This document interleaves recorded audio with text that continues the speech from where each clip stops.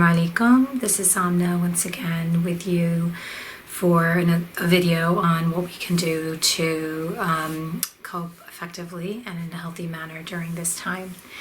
So I want to talk a little bit more about what we can do to process our feelings around what's happening, right? So one, again, I'm going to definitely recommend looking for a counselor if you can. There are therapists who may be taking on new clients, support groups out there. Also, your health insurance company may waive your co-pays, deductibles, cost sharing, any cost sharing that you have to do during this time. And if telemedicine is not usually covered under your plan because of the COVID crisis, they're allowing that coverage. Some insurance companies are saying from 90 days, and I'm sure they're going to modify that, or hopefully they will modify that given where we're at with what's happening. Some are making it indefinite. They haven't yet given a time, an end time for when it will no longer be applicable. So again, I recommend that you reach out. So if you're not sure where to start, you can check out our section called Starting Therapy, read up a little bit more on what therapy is about, how to find a mental health provider, the different types of mental health providers, and then understanding more about where to call your where to find the number to call your insurance company, what questions that the questions to ask them. Also, I would, recommend that when you're doing this search, also ask them specifically about telemedicine, what their stance is currently when it comes to telemedicine, and if they're allowing it, and if they're waiving co-pays and deductibles. So one, getting support through that, right? And then for those of us who decide not to, either because we don't have privacy or we don't feel the need yet to start with therapy, that's fine. That's where you're at. It doesn't have to be a definitive decision right now, right? You can change your mind. There are different things that we can do. So first, again, validating and acknowledging what we're going through at this time, a range of emotions, right? Feeling uncertain, confused. Some are feeling scared, understandably, feeling anxious, worried. These are all, I want to say that our emotions are valid, right? They're part of our story. And whether or not somebody else validates them for us, they're still valid. And it's important for us to name them, because naming them is the first step in allowing us to process them. I also want to mention that this change in our routine is also a type of loss, right?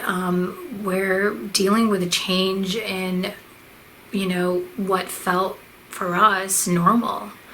And now, and normal, depending on what it was for each person, but dealing with that, right? And grieving it. And grieving includes sadness. It includes, trying to bargain or accept what's happening, right? So that's part of it, right? And,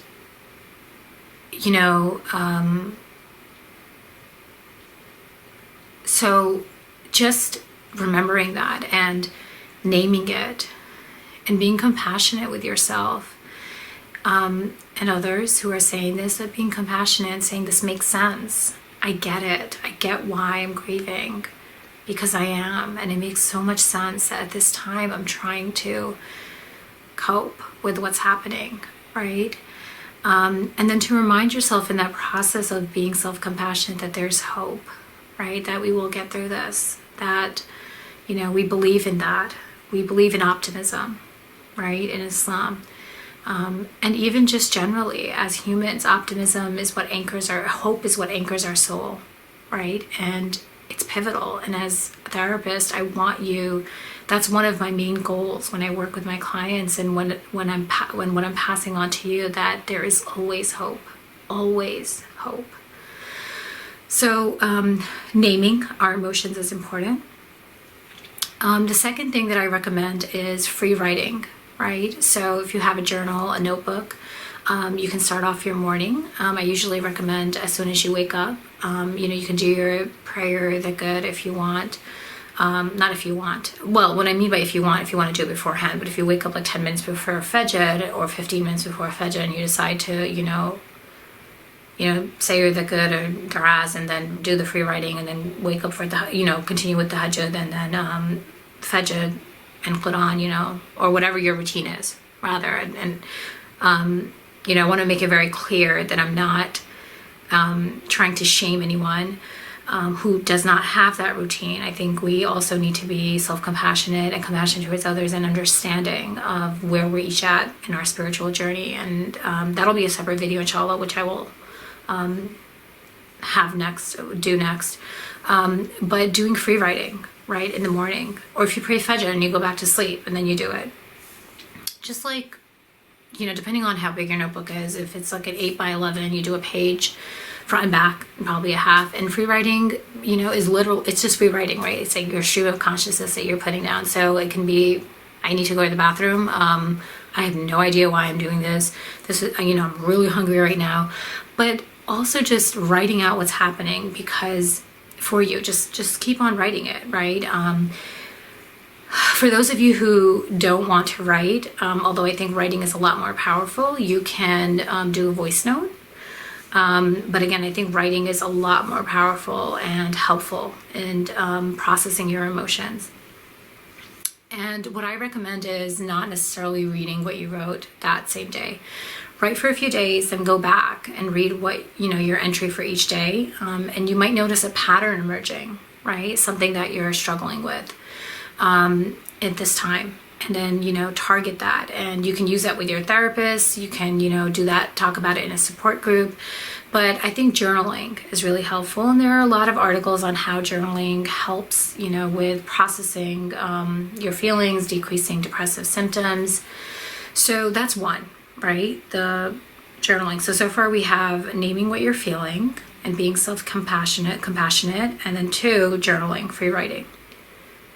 The other one that I'm going to suggest that can be really helpful is a gratitude journal, right? So you can end your night and if you want to have a separate gratitude journal in the same journal, whichever you prefer, writing down at least 2 things that you're grateful for, right? And we want to be careful that we don't make it like these broad statements, like I'm grateful for air, I'm grateful for water. That's great, and that's true, right? We are, but being a little bit more specific with it, right? So I read an article today about how individuals in Michigan, certain parts of Michigan, still don't have clean running water, and that just makes me grateful for how I have, clean running water. That would be an example, right, of something to write. And the reason why we say to make it more specific is because it actually, it allows you to tap into and note what happened during the day, and those those moments of when it was very strong. People have said something like, when I had, my coffee, or, whatever, I found like a $5 bill in my pocket. All of that, whatever, evokes gratitude in you, right? So those are 3 things that you can start off with. So again, recap: naming your emotion, free writing, and doing a gratitude journal. And inshallah, in the next video, I am going to be talking about tapping into our spirituality, and how that can be part of our source of strength and help us with being resilient. And then after that, I will have a video on connecting with nature and what that means and what that can look like during this time, especially on the really crappy rainy days. Well, for those of us who don't like rainy days, there are some people who love rainy days, and that can be their way of connecting with nature, which is awesome, right? But inshallah, I'll have a video on that too. So again, take care of yourself, stay safe, and